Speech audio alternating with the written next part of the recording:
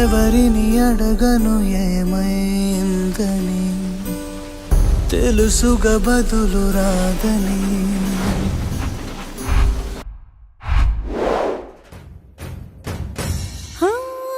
మాట పెడుసైనా మనసులో వెన్న రాయిలా ఉన్నవాడిలోన దేవుడెవరికి తెలుసును నాకన్నా. సూసేకి అగ్గిరవ్వ మాదిరే ఉంటాడే నా సావే.